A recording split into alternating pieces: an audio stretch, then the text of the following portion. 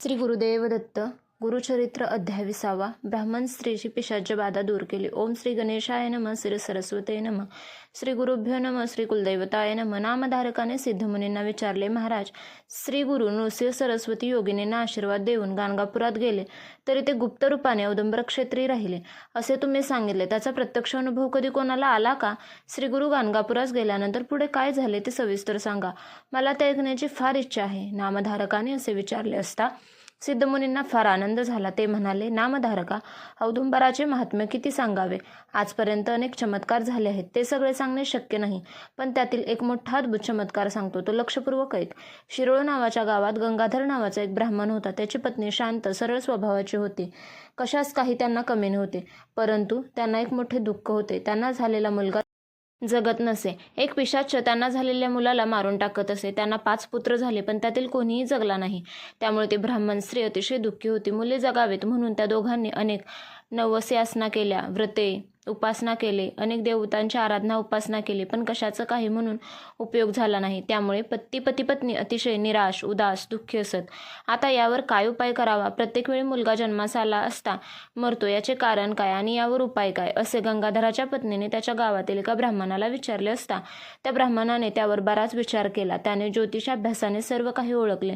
मग तो तिला म्हणाला, तुझे पूर्वजन्मातील कर्मच या दुर्भाग्याला कारणीभूत आहेत. पूर्वजन्मी तू शौनक गोत्रातील एका ब्राह्मणाकडून ऋण घेतले होतेस. त्याचे कर्ज तू फेडले नाहीस. त्याने तुझ्याकडे अनेक वेळा मागणी केली, पण तू त्याच्या धनाचा अपहार केलास. त्याला फसवलेस. तो द्रव्यलोभी होता. शेवटी त्याने पैशासाठी प्राण सोडले. त्याच्या मृत्यूला तूच कारणीभूत झालीस. त्यामुळे तुला दुहेरी पातक लागले. या ब्राह्मणाच्या मृत्यूनंतर त्याची उत्तरक्रियाही केलेली नाही. त्यामुळे तो पिशाच्य झाला आहे. तो तुझ्या गर्भपात करतो आणि मुलाचा जन्म झाला तर तो त्याला मारून टाकतो. यातून सुटण्याचा एकच मार्ग आहे. त्या ब्राह्मणाची तू उत्तरक्रिया कर, म्हणजे त्याला संतती प्राप्त होईल. श्राद्धकर्माच्या निमित्ताने त्याच्या शौनक गोत्रातील ब्राह्मणास 100 रुपये दान कर, म्हणजे त्या ब्राह्मणाच्या द्रव्याचा अपहार केल्याचा दोष जाईल. अगोदर तू कृष्णातीरी जाऊन 1 महिना उपवास व्रत कर. तेथे कृष्णा पंचगंगा संगमावर अनेक तीर्थे आहेत. तेथे औदुंबर वृक्ष आहे. तेथे तू औदुंबराची आराधना कर. तेथील पापविनाशी तीर्थात स्नान करून औदुंबराला 7 वेळा पाणी घाल. श्री गुरूंच्या चरणांवर अभिषेक करून यथासांग पूजा कर. असे 1 महिनाभर कर. तेथे श्री गुरु नृसिंह सरस्वतींचे वास्तव्य आहे. मी सांगितले तसे केलेस की नृसिंह सरस्वतींच्या कृपेने तू पापमुक्त होशील. तुला शतायुष पुत्र होतील. नंतर ब्राह्मणाला 100 रुपये द्यावयाचे. ही सर्व कर्मे त्या ब्राह्मणाच्या प्रित्यर्थ करावयाची आहेत.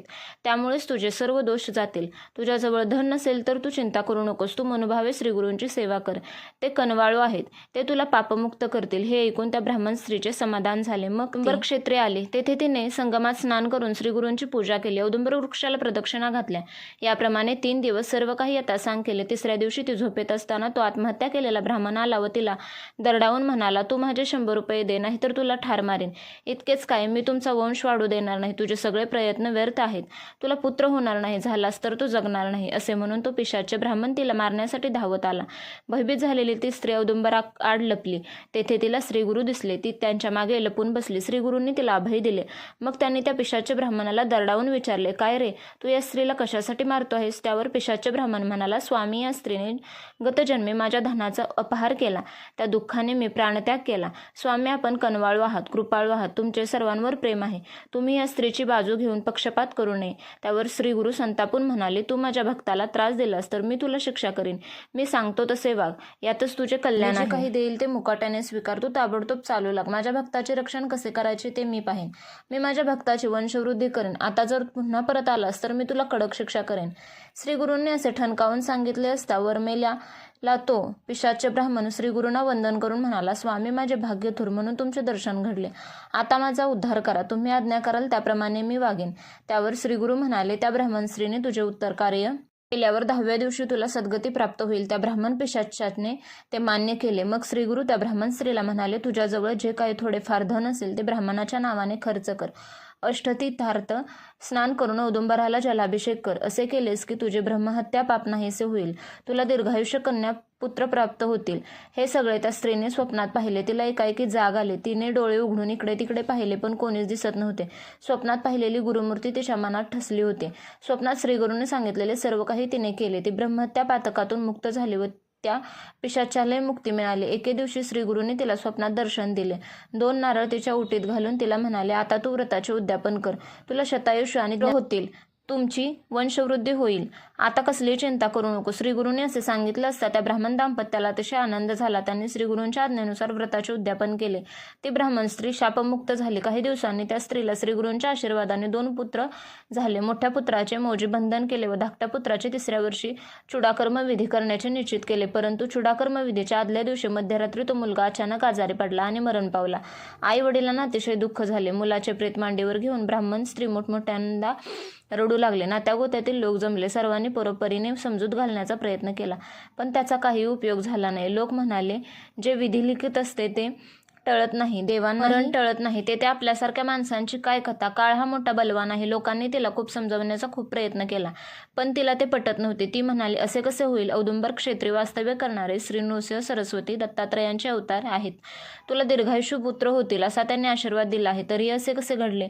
श्रीगुरूंच्या वचनाला कमीपणा येत असेल तर विश्वास तरी कोणावर ठेवायचा? आता मी काय करू? मला मरण आले तर बरं होईल. आता मी प्राणत्याग करेन असे म्हणून ती श्रीगुरूंना दोष देऊन लागले आणि ती म्हणाली, स्वामी महाराज, तुमचे वचन खोटे कसे ठरले? तुमचे वचन म्हणजे ब्रह्मवाक्य, त्याला आज तडा गेला. तुम्ही ध्रुवाला, विभीषणाला वर दिलात, हे तरी कसे मानायचे? तुम्ही माझी उपेक्षा केलीत. वाघाला घाबरलेली गाय एखाद्याच्या आश्रयाला जावे आणि घात करावा, तसेच हे घडले आहे. रंजले गांजलेले अनेक मोठ्या आशेने औदुंबर क्षेत्री येतात, तुमची सेवा करतात. आता त्यांनी विश्वास कसा ठेवायचा? आता तुमची उपासना कोण आणि कशासाठी करेल? असे बोलून ती अतिशय शोक करू लागली. प्रेताला कवटाळून ती रात्रभर रडत होती. अंत्यविधीसाठी पुत्राचे प्रेत देत नव्हती.